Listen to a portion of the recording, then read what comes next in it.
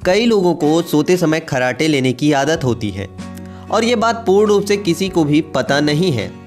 कभी कभी इन खर्राटों की आवाज़ इतनी तेज होती है कि इससे अगल बगल के लोग भी परेशान हो जाते हैं। तेज खर्राटे कभी किसी गंभीर समस्या का भी संकेत देते हैं।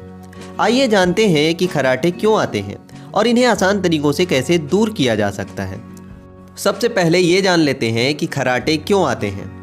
नींद के दौरान जब आप सांस लेते और छोड़ते हैं तो गले से एक कर्कश आवाज़ निकलती है जिसे खर्राटे कहते हैं। जब आप सोते हैं तब आपकी मुंह, जीभ और गले के मसल्स रिलैक्स हो जाती है और इस दौरान गले के ऊतक ढीले हो जाते हैं और वो आंशिक रूप से वायु मार्ग को ब्लॉक करने लगते हैं। इसी की वजह से हवा को अंदर बाहर जाने में काफ़ी जोर लगाना पड़ता है, जिसकी वजह से मुलायम ऊतकों में कंपन पैदा होता है।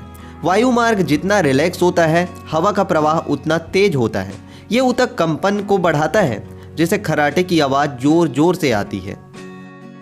चलिए जान लेते हैं खर्राटे रोकने के क्या है उपाय। खर्राटे रोकने की कई ऐसी तकनीक और तरीके हैं जिसे आपको करने की सलाह दी जाती है। सबसे पहले आपको शराब से दूरी रखनी होगी।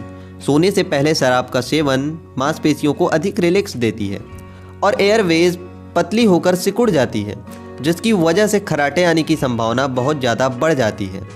सोने की पोजीशन में बदलाव। पीठ के बल सोने पर जीभ और तालू वायु मार्ग को संकुचित करते हैं और इसी की वजह से नींद के दौरान कंपन की आवाज़ पैदा होती है। साइड की तरफ से सोने से इसे रोकने में काफ़ी मदद मिलती है।